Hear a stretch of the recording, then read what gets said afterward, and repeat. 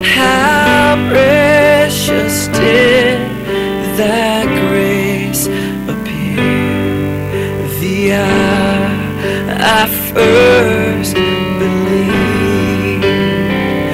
My chains are gone, I've been set free. My God, my Savior has ransomed me. And like a flood, His mercy reigns, unending love, amazing grace.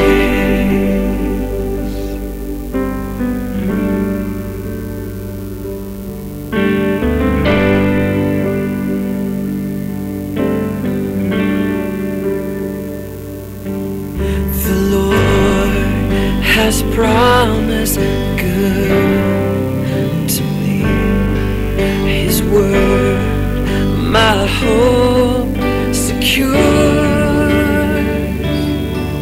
He will my shield and portion me as long as life endures. Okay, isang mapagpalayang araw po sa ating mga kapwa kabataan, mga kababayan mula sa lahat ng sulok ng Pilipinas, Luzon, Visayas, Mindanao, at ang ating pong mga kababayan mga OFWs mula po sa iba't ibang panig ng mundo. Muli po ang inyong lingkod, Reverend Father Emerson Beriones, ay sumasahim papawid at magbibigay sa inyo ng boses ng kabataan para sa araw na ito.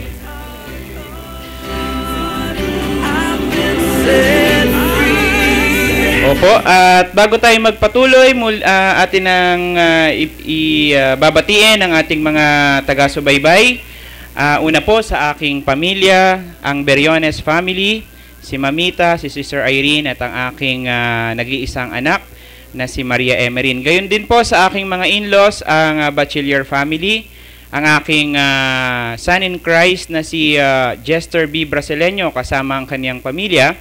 Gayon din po ang aming land family o land lady na si Miss Gloria Aquial kasama ang kanilang pamilya. Gayon din po ang lokal na pamahalaan ng Marikina na patuloy na sumusuporta at umaalalay po sa atin at sa mga programa po ng Marikina Youth Leadership Conference sa pangunguna po ng aming Batikan at napakagaling na Mayor Honorable Del R. De Guzman. Gayon din po sa pangalawang ama ng lungsod, ang aming Doktor ng Bayan, Dr. Jose Fabian I. Cadiz, ang aming District 1 Congressman, Congressman Marcy Teodoro na walang kalaban, at ang aming Congressman sa District 2, ang aking kumpadre na si Congressman Miro Kimbo. Gayon din po sa lahat ng ating mga lokal na opisyal mula sa City Council, at gayon din po ang aking pagbati sa aking kaibigan na si Councilor Ferdy Marco ng District 1 ng Marikina. Yan. At gayon din po ating binabati ang officers and members mula sa Board of Advisors, Board of Directors at Partners in Service ng aming youth organization sa Marikina, ang Marikina Youth Leadership Conference na magdaraos ng second MYLC Dance Competition sa darating na April 30 po dyan sa Barangay Barangka. Incorporated po ito sa kapistahan ng mahal na poon patron na San Jose Manggagawa, no? At gayon din po aking pinaabot ang aking pagbati sa aking Stanhome World Marikina Service Center family sa pangunguna po ng aming presidente ng company na si Miss Ina Kyoge, ang aming operator ng service center si Mr. Elmer Kimpo. Gayon din po kay Sir Moriel Carion na nailipat na po sa Mindanao area, no? Kahit hindi ka namin kasama sa Marikina, we always love you, Sir Yel. Gayon din kay Miss Laika Rodrigo, ang aming trainer, kay Miss Ethel, kay Miss Michelle, sa aking nanay-nanayan, si Miss Mayet Robles, gayon din kay Nanay Juliet Reyes, at ang lahat po ng mga independent supervisors and managers ng Stanhome World Marikina, Changing Lives. At gayon din po ang ating mga kaibigan, At kamag-anakan mula po sa iba't ibang panig ng mundo, ang Abrenica family mula sa Canada, Contreras Garcia, yan, at si Bobby Akyal, ang aking kumpare mula sa Winnipeg. Gayun din ang aking kaibigan na nasa Middle East, si Billy Joel Season, ang aking best friend mula sa Hong Kong na si Christine Garcia, ang Kimson family, sila Ninang Glo, Ninong Rolly, Kuya Powi, Ate Naira, Inkechi, Dondon, at ang lahat ng bagong miyembro ng Kimson family dyan sa California, US of A. Gayun din po ang aking kinikilalang tiyahin na si Miss Jean Ocampo at Miss Edna Rodriguez mula naman po sa Cleveland, Ohio, sa United States of America. At gayon din po ang aking mga anak-anakan mula sa Marikina Youth Dance Squad na pinangungunahan ni Kuya Jester, si Ryuji, si A, si Rospe, si JC, si Sheila, si Eloisa, si Danong, si Jonathan, si CJ, Liet at si CJ Lake, si Omel, si Dayan, si Joren, si RJ at si Syra. Yung mga hindi na bate, pasensya na, wala sa listahan ni Father. At gayon din po ang aming GQCI family sa pangunguna po ni Mr. Geoffrey John B. Quezon, Miss Melissa Gomez, si Attorney Steve Salonga para ho sa mga taga Rizal. Yan po ay ating susunod na gobernador ng lalawigan ng Rizal. Gayon din po sa aking kaibigang si Kapitan Zifred Ancheta ng Barangay Tumana. Special mention po para sa ating nanay-nanayan sa GQCI, si Miss Prime Quezon. And get well soon po kay Mr. Gino Quezon, ang kapatid ng aming chairman. Okay? At sa lahat po ng ating mga taga-subaybay, ngayon pong araw na ito ay muli po akong nagbabalik sa live telecast ng Boses ng Kabataan. Matapos po ang halos isang buwan na puro replay po tayo dahil pumasok po yung panahon ng Kwaresma, naging sobrang busy po ang inyong lingkod. At napakarami pong activities ng simbahan sa mga panahong ito. Sa mga kapatiran po na Orthodox sa ibang bansa, nung linggo lamang po kami nag-celebrate ng Easter Sunday, no? Labas po sa kalendaryong Gregorio o Gregorian calendar, no? Happy Easter po sa ating mga kapatid na Orthodox sa buong mundo. At sa ilang saglit po, tayo ay magbibigay muna ng mga paalaala at magbabalik po ang Boses ng Kabataan.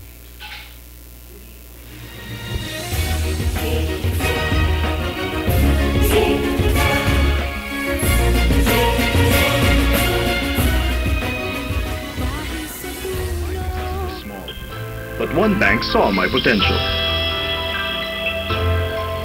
This used to be Idleland. Until one bank helped transform my business. Chris? I've worked here for many years now. But one bank was my link to home. Natry mo I ng knew I was in tawagan. good hands with the Natry mo best ng tawagan. bank. Leading the Pakitry industry tawagan, then baka busy. till now. Andun ang... No matter who we are, no matter where we are. You take care of our money. As if it were yours. 50 fruitful years. And we've only just begun. You're in good hands. With the true bank. Lumalaki ang pamilya, kailangan mas malaking bahay. Umaasenso, kailangan mas magandang bahay. Kailangan pag-ibig. May magandang balita ang Pag-ibig. Dinoble ng Pag-ibig ang housing loan nyo. Ngayon, 6 million na. Mula sa dating 3 million, na doble sa 6 million. At ang interest rate, ang baba na. Higit sa 30% ang ibinaba. Kasabay nyo ang Pag-ibig sa pagganda ng inyong buhay. Sa Pag-ibig, ang pinaghirapan may katuparan.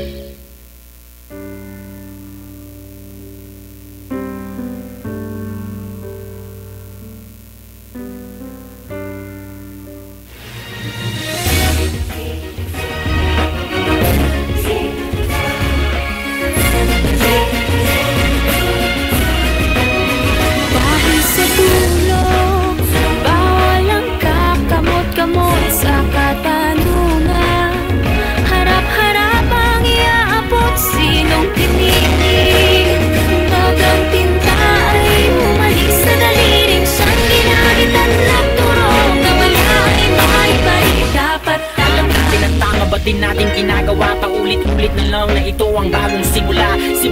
nagsisimula? Bakit walang natatapos sa trasapati? Laging budpud ng swelas ng sapatos. Okay, at ngayon po ay ihahayag natin ang mga naging pangunahing balita sa ating loob at labas ng bansa. Noon pong nakaraang Sabado de Gloria, opisyal na pong nagsimula ang kampanya ng ating mga lokal na opisyal sa iba't ibang lungsod at lalawigan ng ating bansa. At sa dami po ng mga isyong tinatalakay, masyado hong natatakpan ang mga dapat nating talakayin, tulad po ng mga infrastructure projects na kung kailan ho kampanyahan na saka ho ginagawa ng ating mga kandidato, no? Kahit po hindi nila inilalagay yung kanilang mga pangalan dyan at mga pagmumuka dahil nadadala na po sila sa anti-EPAL bill, ay marerecognize at marerecognize ng tao na panahon lamang ba ng kampanya kung kailan kailangan nating ayusin ang mga kalsada, ang ating mga hukay-hukay dyan sa tabi-tabi, sa gilid-gilid, ngayon lang ba natin dapat ayusin ang mga yan, ano? Upang masabi ng ating mga constituent, lalo na yung ating mga lokal na opisyal na nakaupo sa kanilang pwesto na kumakandidatong muli sa kanilang mga posisyon, ay lang ba po ang panahon para magpasikat tayo, no? Minsan ho nakakahalata na po tayo kung bakit lagi na lamang pong ganyan ang nangyayari, no? Baka po pwedeng aksyonan po yan ng ating mga COMELEC na kung pwede yung mga infra project at mga paghuhukay ay huwag itapat, lalo na sa mga lokal na project. Huwag nating itapat sa panahon ng kampanya dahil nagagamit po yan, simpleng nagagamit po sa pangangampanya ng ating mga lokal na mga lokal na kandidato, no? At gayon din po, naglitawan na po ang mga tinatawag nating mga posters at stickers at mga kung ano-anong mga parapernalyas ng ating mga kandidato na kung minsan po ay nakakaabala na po sa ating mga dumadaang mga pedestrian, mga kababayan natin. Ang akin pong pakiusap sa mga kampanyador ng ating mga kandidatong lokal, mangyari po lamang na huwag sana tayong magtatakip ng kahit na anong campaign paraphernalia sa ating mga kalabang kandidato. Kanina lamang po meron akong nasa lubong, hindi ko nasasabihin kung saan, yung poster po ng tumatakbong vice mayor ay tinakpan ng isang maliit, yung mismong mukha pa ng kandidato ay tinakpan ng isang maliit na sticker ng buong slate ng kalabang kandidato. Hindi ho maganda yan. Ipagpalagay natin magkalaban sila, pero wag naman tayong papagamit dun sa mga hindi tamang panuntunan at mga ginagawa ng ating mga ilan sa mga strategic planners. At tayo naman pong mga namumuno sa kampanya ng mga kandidato, huwag nating ilagay sa alanganin ang ating mga kandidato dahil sa sandali pong may makakita niyan, yan po ay nagiging laban sa inyong kandidato, yung pagtatakip, no? Iwasan po natin yan at maging yung pagbabaklas ng mga posters na kung hindi ninyo gusto yung kandidato, huwag na kayong magpalagay ng poster nila, mas maganda po. Kaysa po yung ipapakabit ninyo sa inyong mga bahay-bahay, at the end, bigla po ninyong tatanggalin o babaklasin. Hindi ho maganda yun. Ginagastusan po yan ng ating mga kandidato, mahiya naman din po tayo. At the end of the day, kung yung mga yan ay maupo, babawiin din ho yan sa pera ng bayan. Kaya kung maaari po, kung ayaw nyo doon sa kandidato, huwag na po ninyong ipadikit sa inyong mga bahay-bahay, no? At sa atin naman pong mga kandidato, maging matalas po ang ating paningin sa ating mga taga-kampanya. Hindi ho natin po pwedeng sasabihin na lang lagi na, wala naman akong alam dyan yung aking mga supporter ang gumagawa niyan. Ipagpalagay na ho natin ganun. Pero hindi ho maganda dahil sa inyo ho yun nagre-reflect. Mukha po ninyo yung nakalagay sa mga stickers at mga tarpaulin at mga kung ano-ano pang election paraphernalia. At the end of the day, hindi ho tutuligsain yung inyong tauhan kung hindi kayo po mismo, no? At panawagan din po sa ating mga kandidato, yun hong mga below 18 years old na mga kabataan, wag ho nating gamitin sa kampanya. Hindi ho porke lumapit sa atin, gustong mangampanya para sa atin, wag ho natin silang gamitin. Meron ho tayong karapatang pangkabataan. kung gusto ho ninyo na marami kayong nangangampanya, wag ho yung kabataan ang gamitin natin. At nakakahiya naman ho sa inyo, baka ho kayo ay makasuhan pa ng COMELEC sa ginagawa ninyo at ng child labor po iyan para po sa kaalaman nating lahat, no? At gayon din po, sa nagdaang panahon, ang Simbahang Katoliko ay nagkaroon na ng kanilang bagong Santo Papa. At ito ay pinangalanan na His Holiness Pope Francis, no? Isa po siyang Jesuitang obispo mula sa Argentina at isang napakababang loob na lingkod ng Diyos sa ilalim ng Simbahang Roman Catholic Church. At bumilib po ako sa kanya sa kabila ng mga tradisyon na nararapat isuot o gamitin ng isang Santo Papang bagong talaga. Siya po ay naging mababa at hindi niya inangkin ang kataasan ng kanyang posisyon sa simbahang kanyang pinamumunuan.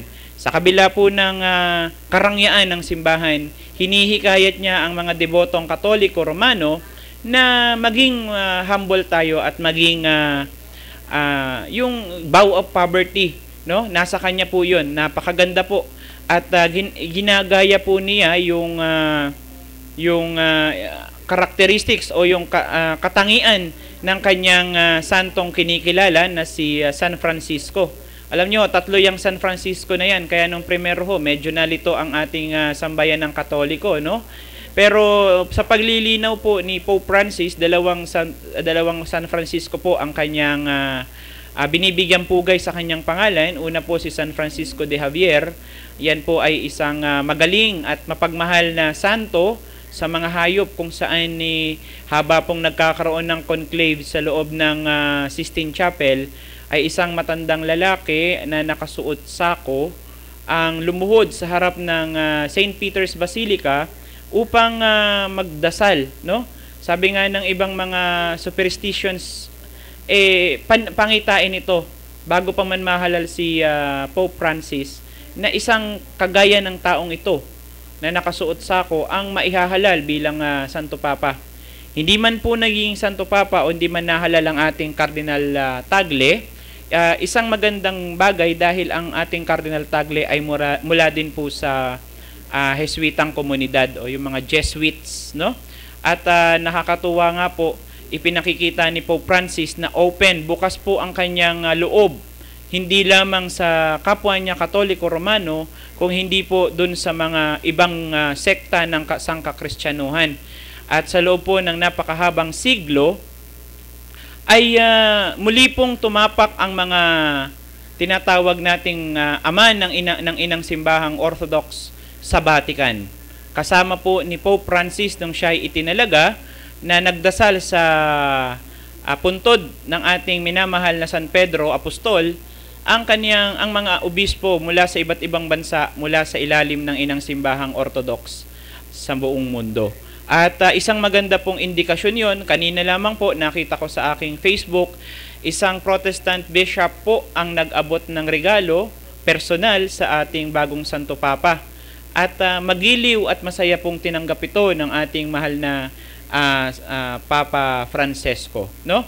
At mula po sa inang simbahang Orthodox sa Pilipinas, sa mga kapanalig ng inang simbahan, ang amin pong pagpupugay at pagbati sa ating bagong Santo Papa Francesco I sa Vaticano, no? At gayon din po, isang kahindik-hindik at nakakatakot na pangyayari po ang nagaganap sa pagitan ng Korea, ng North at South Korea, no? At akin nga pong inaalala dyan yung ating mga kaibigan mula po sa Universal Peace Federation sa Seoul, Korea. At sa tulong at gabay naman po ng ating poong may kapal ay ligtas naman po sila. At ang atin pong dalangin ay paglinawan ng poong may kapal, anumang pangalan sa kanila ng ating Diyos, ay linawan at buksan ang kanilang puso't isip upang itigil na ang kanilang banta sa isang nuclear war na magaganap di umano sa pagitan ng North at South Korea. Gayon din po ako'y nananawagan sa ating mga kapwa lingkod ng bayan mula sa iba't ibang bansa tulad po ng Amerika, ng China at ng iba pang bansa. Huwag na ho sana tayong makisahog sa usaping ito no? Bagkos ay manamamagitan tayo upang maging maayos ang kanilang relasyon sa isa't isa. Siglo na rin po ang binibilang ng sigalot ng North at South Korea. Mas makakaigi po na kung magiging maganda at bukas ng kanilang kaisipan sa mga pangyayari sa mga panahong ito. At natakpan na po ng iba't ibang balita ang mga pangyayari sa Sabah. Ano na nga ba? Kamusta na si Sabah? Naging sabang banana Q na ba to? O saba? O bahala na. Saging na Sabah. No? Panawagan po sa mga kapatid natin na Muslim ay pumanatag na po ang ating kalooban at ilagay natin ang ating kinikilalang Panginoon na si Allah sa pagitan ng ating puso at isip upang anuman ang hindi magandang sigalot sa pagitan ng bawat isa ay maging maayos na po. Hangad ng ating Panginoon sa ilalim ng iba't ibang pangalan na tayo'y magkaisa sa isip, sa diwa at sa gawa sa ngalan ng iisang Diyos. No? At iyan po ang ilan sa ating mga current events at mga headlines na nangyayari sa ngayon, ano? At meron pa nga yung ating latest, yung bangayan, yung mga netizens natin na pinagbabangga yung ating dalawang senatoriable na babae, si Riza Ontiveros mula sa Team Pinoy at si Nancy Binay mula naman sa United Nationalist Alliance o UNA. No? Simple lang ang panawagan ko sa dalawa. Magdebate na lang po, umupo na lamang po kayo sa isang forum at magdebate na lamang po kayo para makita rin ng tao ang kapasidad ng bawat isa. Kasi kapansin-pansin po sa ating mga sa ating kaibigang senador diyan sa kabilang sa United Nationalist Alliance na si Nancy Binay na hindi ko po siya napapansin sa mga media forum, no? Ang GMA7 ay naglunsad ng paninindigan pero wala ho siya doon. Ang unang hirit po mula din sa hindi rin natin nakita si Nancy Binay na umupo doon sa kanilang forum. No, sana po para maging patas total ang atin namang kaibigang si Riza Ontiveros na ay payag naman po pakita natin sa tao na tayo ay may kapasidad na maupo at manindigan para sa ating mga prinsipyo at paniniwala, no? At yan po ang ilan sa mga pangyayari sa loob at labas ng politika at ng bansa ng ating minamahal na Pilipinas. At sa ilang saglit po, magbabalik ang inyong lingkod para po sa ating interview sa ating Chairman and Chief Executive Officer ng Genuine and Quality Community Incorporated na si Mr. Geoffrey John Tison. Magbabalik po ang Boses ng Kabataan. Balang kakamot-kamot sa katanungan.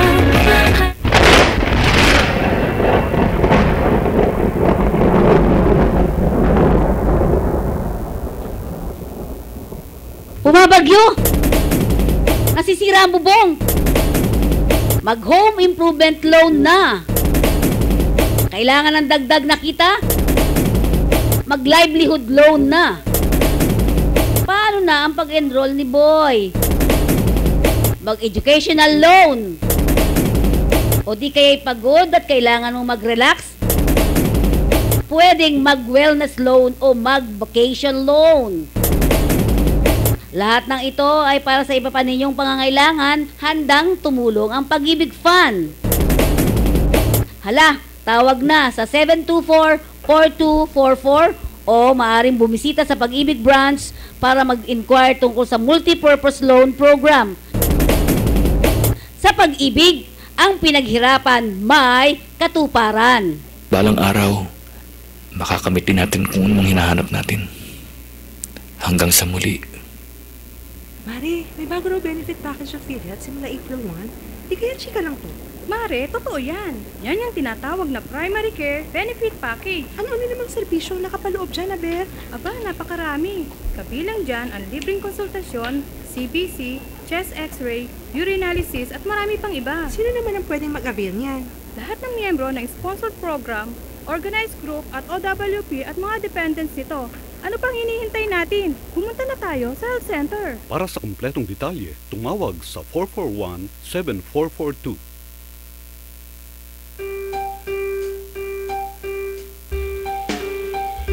Miss ko na si Papa at ang aking buong pamilya, ngunit tuloy pa rin ang larga sa ibang bansa para kumita.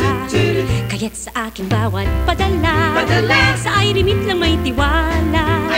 Sa iRemit ay sigurado ka, aabot ang pagmamahal mo sa kanila. Kaya't mag-iRemit, iRemit, may ngiti sa bawat padala. iRemit, iRemit, mag-iRemit. Mahirap man ang nag-iisa, ngunit dahil sa'kin sila'y umaasa. Okay na rin, titiisin, ng buhay namin ay pagpalain. kaya't sa aking bawat padala, sa iRemit lang may tiwala. Sa iRemit ay sigurado ka, aabot ang pagmamahal mo sa kanila. Kaya't mag-iRemit, iRemit, may ngiti sa bawat padala. iRemit, iRemit, mag-iRemit.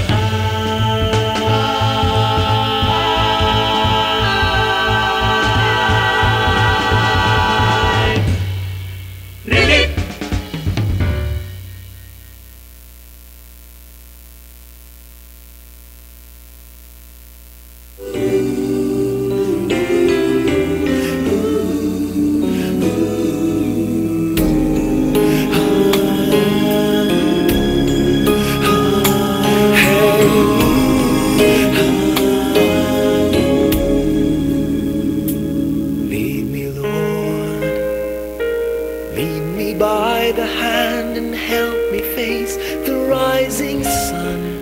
Wala akong mic. Yan. Okay, nagbabalik po ang boses ng kabataan. At ngayon po, isang matalik na kaibigan ng ating makakapanayam over the phone. At siya po ay ating nakilala na since 2008.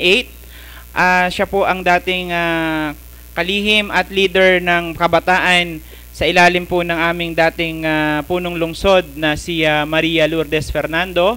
Siya rin po ngayon ay isang leader kabataan sa kanilang simbahan, ang ano bang church nila? Okay, Christian Church po, sa isang Christian Church dyan sa isang mall malapit sa Sakainta, no?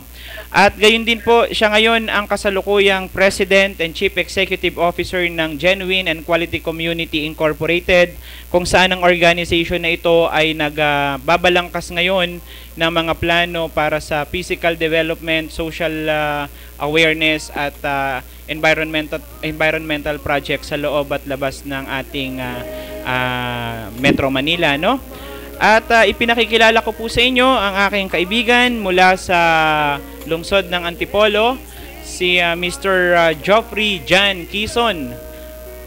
Sir, nandiyan ka na ba? Online ka na? Yes, good afternoon. Good afternoon, pare. Kamusta ba? Okay naman. Okay, pakilala ka muna at bumati sa ating mga taga-subaybay. Magandang hapon po sa inyo lahat. Ito po ay si Mr. Geoffrey Quezon sa Antipolo, chairman ng GQCI movement. Yun lang po. Ayan. Pare, kamusta ang movement natin ngayon? Okay naman. We're still finding people to help us, especially for our budget, no? Especially for our livelihood programs. Yes. So, until now... Ano ba ang initial project ng ating GQCI para naman kung meron tayong mga kababayan may mabukas na puso at malawak na pag-iisip ay makatulong sa atin sa mga susunod na araw? Kasi plano ng ating grupo ay makapagbigay ng livelihood program, especially sa mga food cart business sa ating mga pamilyang mahihirap, para maiwasan na natin yung mga magulang na umalis sa ating bansa, no? Kasi yun nagko-cost ng hiwalay ng isang pamilya, yung leader ng tahana ay nawawala. So because of pagbigay natin ng hanap buhay sa kanila, hindi na nila kailangan lumabas. Ayan. Pare, ano ba nag-trigger o nagtulak sa'yo para itayo itong ating GQCI movement? Kasi ano to, matagal na natin pangarap to. Alam mo pare, di ba? Matagal na tayong tumutulong sa mga mahirap. Since 2004, we are helping. We started helping sa Undoy, no? Yes. Undoy, 2009, in 2004, yung panahon ni BF, no? Yes. So we want to continue to help, no? Kahit wala na yung mga leaders natin right now, nasa private na sila, we want to continue helping the poor. Yes. So dyan na buo ang GQCI. Ikaw ay isa ka sa mga founder natin na nagtatag nito. So sana makatulong tayo within this year at matayo na natin yung ating mga programa. Yes. Kapatid, ano na ang development para dun sa mga plano naman natin para sa mga kabataan? Yung sa mga kabataan natin, plano ko talaga dyan is magkaroon talaga ng mga scholarship, no? Sa pag-aaral na sa pagtagal-tagal matulungan natin sila hindi na makatapos ng high school kundi makatapos rin ng koleyo. Yes, maganda yan. Alam mo kapatid, madalas namin na iniintay ang iyong presensya dahil tagal na kitang iniimbita rito sa aking programa. At nakatutuwa ako at pinaunlakan mo aking tawag ngayong hapong ito. At alam ko medyo busy ka. Medyo bigyan mo na lang kami ng konting background ng GQCI at yung iba pang mga kaplanuhan at makatok naman natin yung mga puso ng ating mga kababayan na gustong tumulong sa atin. Oo, honestly, ang plano talaga ng GQCI, hindi lang ay magkaroon tayo ng panghanap buhay para sa mahirap. Pero gusto rin sana as chairman, and you are the vice chairman of the group, sana magkaroon tayo ng sarili nating ospital na libre, kung di man libre, mababang bayad para sa ating mahirap. Maganda yan, ano? Sige. At anyayahan natin ang ating mga kababayan, lalo na yung ating mga overseas Filipino workers na medyo nakakaluwag at gusto din magbahagi ng tulong, at yung ating mga kababayan na nasa ibang bansa na doon na rin naninirahan pero gusto pa rin na paglingkuran yung ating mga kababayan dito sa Pilipinas. Anyayahan natin sila at kung meron kang contact number, pakibigay na rin. Opo, kung may gusto pong tumulong sa ating GQCI, the non-profit, non-stock, willing to help not only the poor pero mga nasa middle hanggang pababa na makakapagtulong tayo sa magbigay ng negosyo para sa kanila at magkaroon tayo ng ospital para rin sa mga mahirap. Kung gusto niyo pong tumulong po sa amin, ay pwede niyo po akong kontakin sa 0905-218-6099 or may landline 668-5319. Okay. At kapatid, kamusta na lamang kay Pastor Gino at kay Mami Prime, ha? Okay po, salamat po. Oo, nandiyan ka ba sa Kumon ngayon? Yes, nandito. Kamusta na rin sa ating mga scholars dyan sa Kumon. Maraming salamat kapatid at pagpalain ka ng poong may kapal. Okay, salamat po sa inyo lahat. Ayan po ang ating phone patch guest na si Mr. Geoffrey John Quezon, ang Chairman and Chief Executive Officer ng Genuine and Quality Community Incorporated. Alam mo po, yan si Geoffrey ay sadyang matulungin pong tao yan, ano? Minsan yan hindi bali nang maubos ang credit line niya sa kanyang credit card. Basta't maibigay lamang po sa tao yung pangangailangan at na hinihingi ng kanyang mga lumalapit sa kanya. At natutuwa po tayo at ginawa po tayong bahagi at co-founder ng organisasyon na yan kung saan ang naging panuntunan po ng inyong lingkod sa kanyang ministeryo, hindi lamang bilang pare kundi bilang tao, no? At wala po tayong magpolitika. Maaring nadidikit tayo sa mga politiko pero hindi ho tayo mamumulitika. Natataon lamang po, eto bibigyan ko na I will take this opportunity para kausapin ng personal ang mga kababayan kong Marikenyo na nagbibigay kulay sa mga kilos at galaw ng inyong lingkod. Ang inyong lingkod po ay hindi mamumulitika at hindi papasok sa politika. Nangyayari lamang po na ang mga kaibigan natin mula sa politika ay tumutulong sa atin at ito lamang po ang panahon upang tayo ay makaganti sa kanila. Sa oras na tayo ay may mga proyekto, may mga charity projects, may mga social awareness project, may mga youth development project, sila po ay laging nakaalalay sa atin. At ngayon lang po ang panahon para ako naman ay makaganti sa kanila.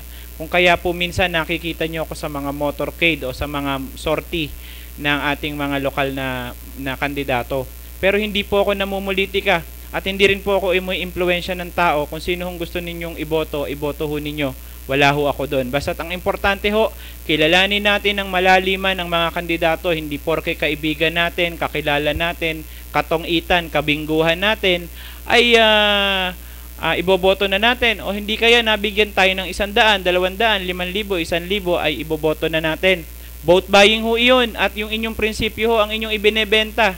Nakakahiya naman po sa inyo kung tatanggap kayo ng pera at the end of the day, sila rin na iboboto ninyo. Sa oras ho na nangyari yan, huwag na ho ninyo silang iboto. Ika nga ng iba, tanggapin ng pera, iboto ang nais ninyo. No? Sa inyo pa rin ho yan, nasa inyo pa rin desisyon yan. Ang inyong lingkod po, maaring ako'y bumabanggit ng mga pangalan, pero hindi ko sinasabi, hindi ko diretsahan sinasabi sa inyo na yun na iboto nyo. Nagkakataon po, ako ay natatanong, Father, ano ba, sino ba ang gusto mo? Gusto ko, no? Pero hindi ko sinabing yung gusto ko ay gusto nyo. Kung ayaw ninyo sa gusto ko, wala po akong magagawa. Kahit na impluwensyadong tao tayo, pag sinabi natin, hindi lahat sinusunod, no? At hindi ho tayo magdidikta ng prinsipyo ng ibang tao. At sabi nga ng isang slogan, no? May prinsipyo ako, ang boto ko hindi nabibili. Baka sa susunod na linggo po, o baka bago mag-eleksyon, maisuot ko yung t-shirt na yon. At yun din ho ang payo ko sa ating mga kababayan. Huwag tayong pa-impluwensya. Gagamitin natin yung ipinagkaloob ng Diyos sa atin na isip at puso, no? Hindi lang puro puso, gamitan po natin ng isip. Kasi haba pong tayo ay nagpapagamit na lamang sa emosyonal na pamamaraan, wala hong mangyayari. Lagi na lang, kasi gusto ko siya, kasi kaibigan ko siya, kasi binigyan niya ako ng bahay at lupa. Tandaan ho natin, kung sila'y mauupo, pera ho ng taong bayan at ng gobyernong gagamitin nila, hindi ho yung pera nila. Ano? At lalo rin pong isisecure nila yung ano man ang nagastos sila sa panahon ng kampanya, sisiguraduhin nilang mababawi nila yan sa loob ng termino ng kanilang pag-upo. Hindi po ako lumalahat ng politiko. May mga matitino po, pero hindi lahat ay matino, hindi rin lahat ay masama. Ang atin lang po, bilang tayo ay mga responsable, sabi nga ng Kapuso electoral campaign nila, dapat tama, no? Dapat tama. So kinakailangan, kaya sinabing nakaturo, dapat sa isip, tama sa puso. Hindi yung puro tayo sa nguso, no? Tayo yung mga kaibigan natin diyan sa politika na tumatakbo. Simple lang po aking panawagan. Huwag ho kayong bumato ng putik dahil kayo ay mas marami pang putik sa inyong muka.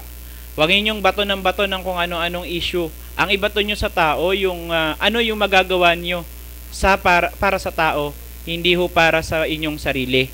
No? Kadalasan ho, nagsasabi tayo, itong ginagawa nila, ito yung kalokohan nila, ito ninakaw nila, ito. Yung inyong ginawa ho ba, nasabi nyo sa tao. No? At the end of the day, sinasabi ninyo, magaling kayong leader. Pero yung mga ipinapangako ninyo hanggang sa nguso, wala sa puso, no? Kaya nga po dapat tama, no? Pag hindi po yung ating mga kaibigan diyan sa natagapagbantay ng bayan ay tatamaan kayo sa kanila. Bahala na ho si Lord sa inyo. Ang akin po, hindi tayo dapat matakot kung kanino paman. Sa Diyos tayo matakot dahil ang bawat bagay na ginagawa natin sa mundong ito, Diyos ang nakatingin sa atin.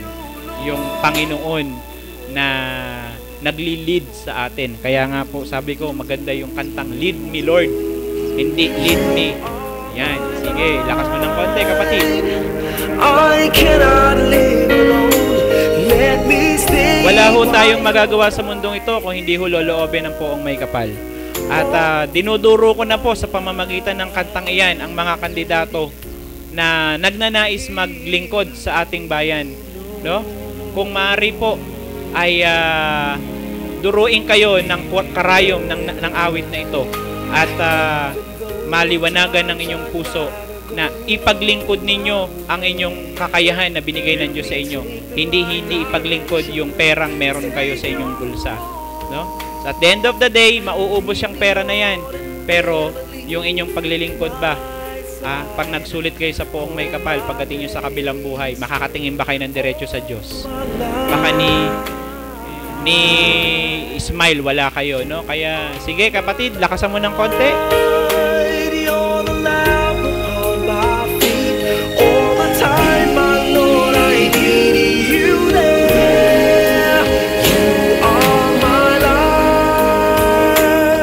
Yan, okay, salamat. At nawa, dinuro ng malalim ang inyong mga puso. Tanging Diyos lang po ang may kapangyarihan sa lahat. Kung nais ng Diyos, mangyayari. Kapag hindi ninais ng Diyos, kahit naisin ninyo, kahit kayo pinakamayaman tao sa mundo, wala mangyayari sa inyo, no? Sa ating mga mambabatas na uupo o nag-a-aspire na maging lingkod bayan, please, pakiusap lang po. Isabuhay natin yung salitang lingkod bayan, hindi lingkod bayad, no? Hindi porke may perang inilagay sa ating bulsa, sa ilalim ng lamesa, iuurong natin yung mga magagandang batas o ibibinbin natin. Ang dami na hong nakabinbin sa Senado. Yung FOI bill ho, pasintabi sa inyong lahat, pero nararapat na po yan. Taon na hong binibilang yan, yung FOI bill, no? Kaya yung mga salin ng ating mga politiko at mga lingkod bayan, hindi lingkod bayad, no, ay hindi ho maipakita dahil diyan sa hindi maipatupad na FOI bill, no? Ay isang documentary po ang napanood ko sa isang TV channel. Hinihintay nila for some kind of 10 years na yata na mailabas ang mga detalye sa bawat napakahirap po.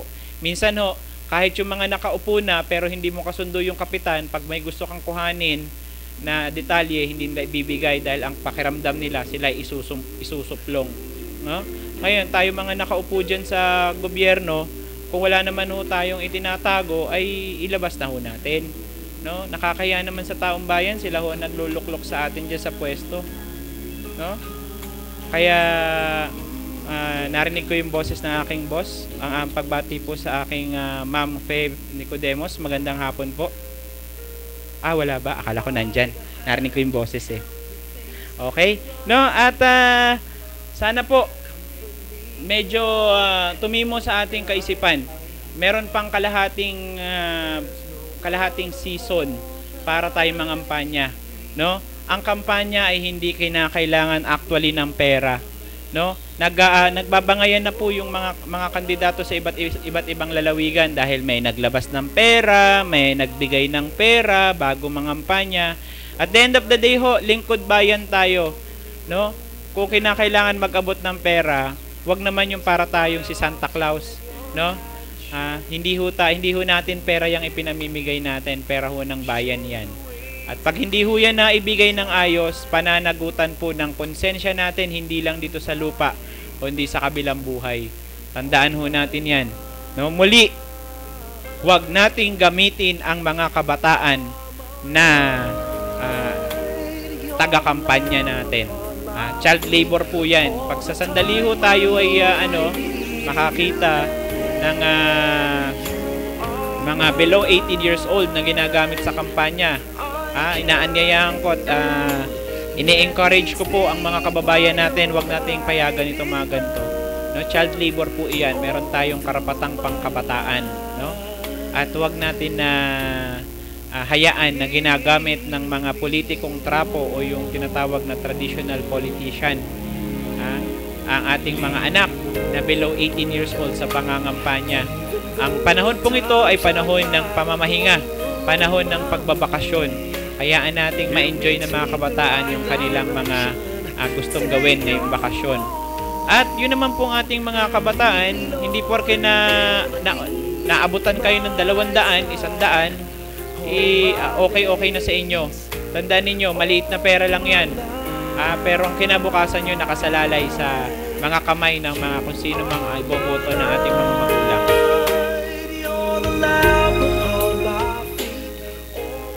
Yan, ano? At napakahabang panahon ng ating kampanyahan.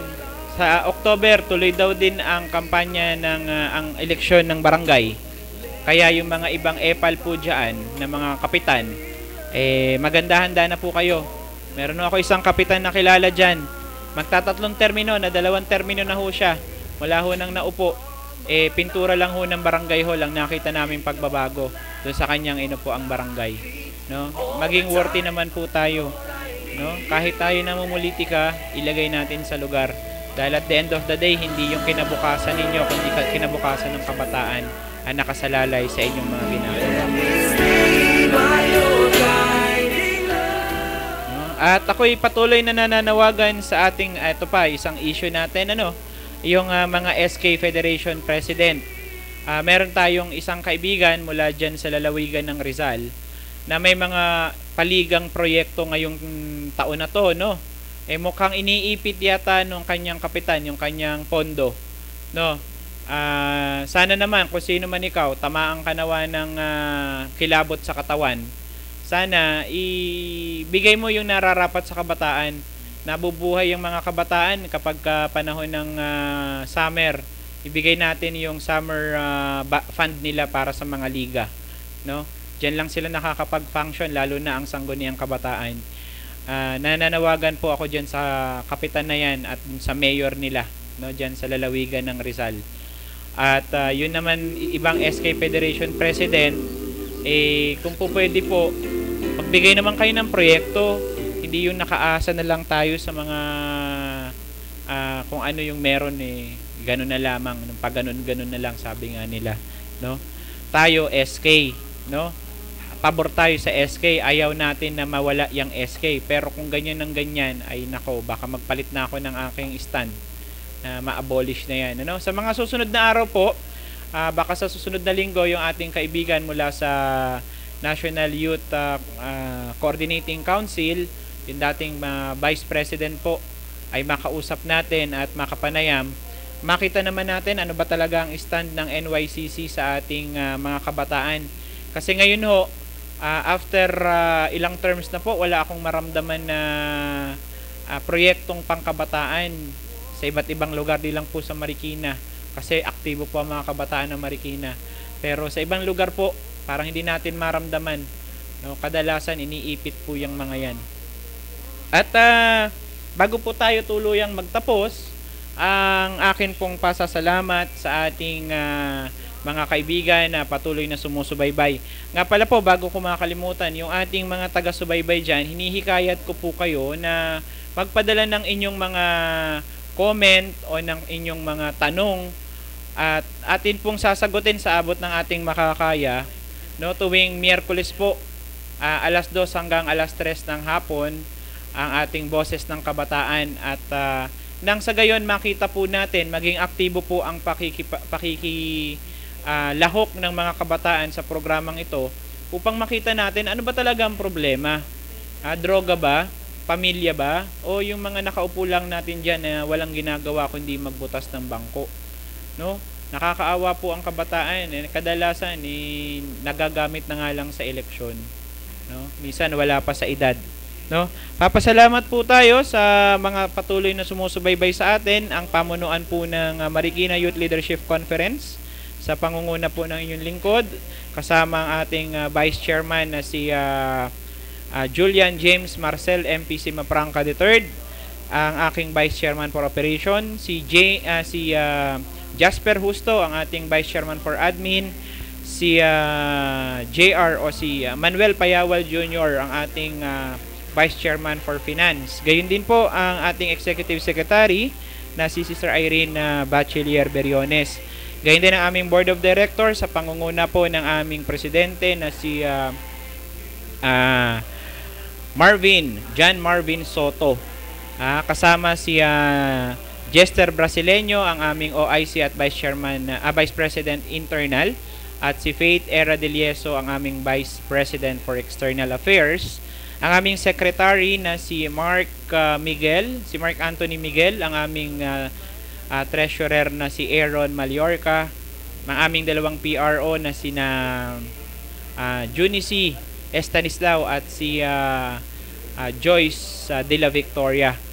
Gayon din po ang kabuuan ng ating Student Council officers mula sa Santo Niño National High School, na pinamumunuan po naman ni Miss ano ba pangalan nito ni Sir Clay Balguang, kanilang principal, no? At gayon din po ang ating mga partners in service. Nga pala, bago ko makalimutan, nagpapasalamat po tayo sa Department of Environment and Natural Resources na kamakailan po ay bumisita sa aming tree planting site sa Marikina. At nakakatuwa po, 95% ang aming grade na ibinigay nila dahil malaki po ang porsyento ng mga nabuhay na puno doon sa aming tinanim last October 27. Ang mortality rate lang po is nasa 7%, 0.7% lang po ng mga puno na naitanim namin. At gayon din po, nagpapasalamat tayo sa Parks Development Office ng Marikina, gayon din sa City Environmental Management Office. Yung ating PDO ay pinangungunahan ni Engineer Salome Aquino. Gayon din po ang ating SEMO ay pinangungunahan ni Ma'am Gloria Buenaventura. At sa mga susunod pong buwan, i-adapt na po officially ng MYLC ang site na binigay sa amin para pagtaniman, kung saan tabantayan namin at palalaguin ang mga puno na ibinigay sa amin ng DENR diyan sa Marikina, no? At gayon din, nagpapasalamat tayo sa Stanhome World Philippines na magse-celebrate ng 2nd year anniversary nila sa darating na April 28. Ang kaganapan po ay mangyayari dyan sa The Pergola, dyan sa boom site sa malapit sa CCP complex, ano? Binabati ko po ang presidente na si Mrs. Ina Kyoge at ganun din ang aming operator ng Marikina Service Center na si Mr. Elmer Kimpo. At nakakatuwa po, kahapon binigyan ng recognition ng inyong lingkod kung saan ako po ay nag-top 2 with 20,000 sales for the month of March. Yan po ay sa tulong ng aking anak ko, umuulan yata sa labas. Pumalakpak. Salamat sa palakpak. No. Yun. Yan po ay sa tulong ng 5 tao, kaya po ako nalagay sa top 2. At mukhang next month, itong month na to, hindi ko na maa-attain yung top 1 kasi may may-ari yata noon, ano? Si Miss Chi Isaak. At ako po kasi ay ipopromote na as manager ng Stanhome World Marikina Service Center. Palakpakan ulit tayo.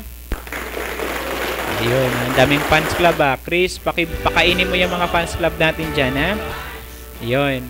At gayon din po, binabati natin si Sir Muriel Carion na ngayon po ay andyan na siya sa Mindanao. Siya na po ang namamahala ng Stanhome sa buong Mindanao, no, para sa mga trainings and marketing activities. At tulungan po ninyo ako manalangin na makuha namin ng Sofitel World Philippines, itong Philippine Plaza, para masuplayan po ng aming napakagandang Sunny Soft at tsaka Iron Lace, no? Nag-demo kami dyan last Monday, kasama ko si Miss Laika Rodrigo, no? At si Mami Mayet, ang aking nanay-nanayan, siya na po ang talagang nanay ko ngayon sa Stanhome kasi siya po ay ang first generation manager ko po, no? Siya ang aking recruiter. Ang aking pangalawang nanay na si Nanay Juliet Reyes, happy viewing po kung kayo nanonood, ano?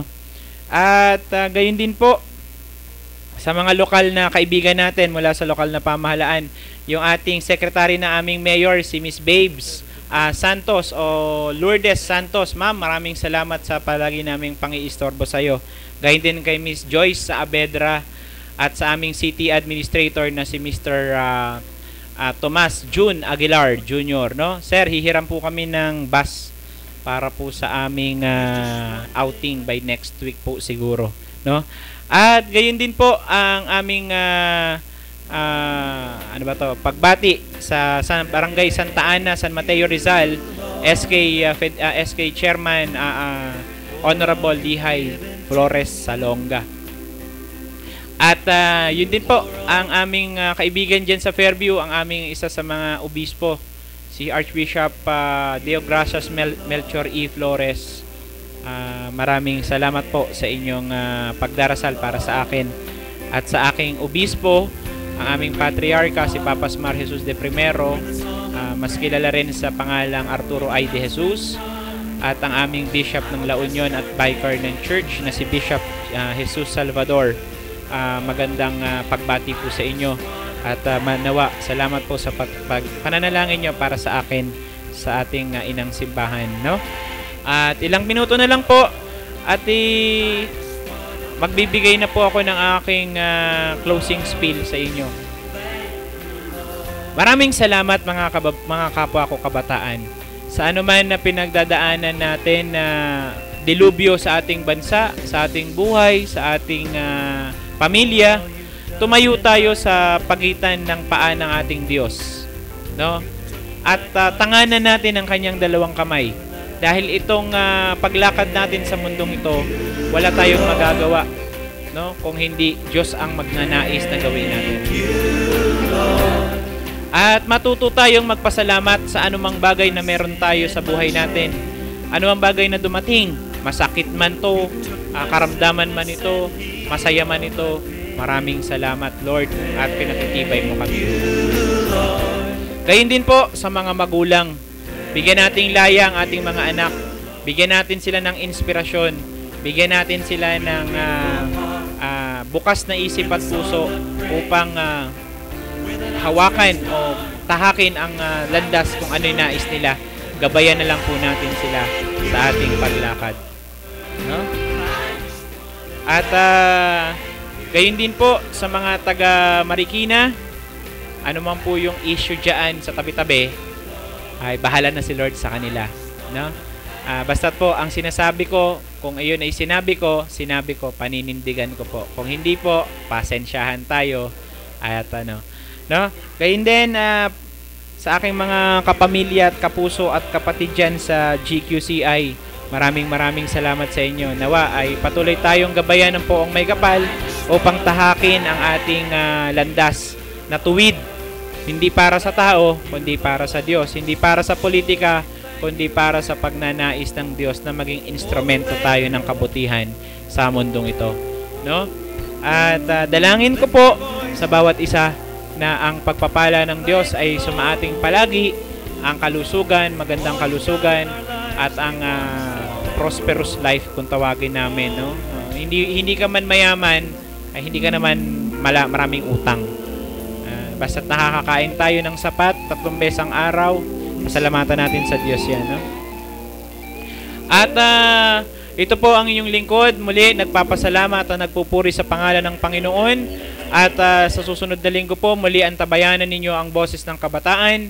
Ang inyong pong lingkod, Reverend Father Emerson Beriones. Basbasan po nawa tayo ng Poong May Kapal. To God be the glory and honor. Magandang hapon po sa inyong lahat.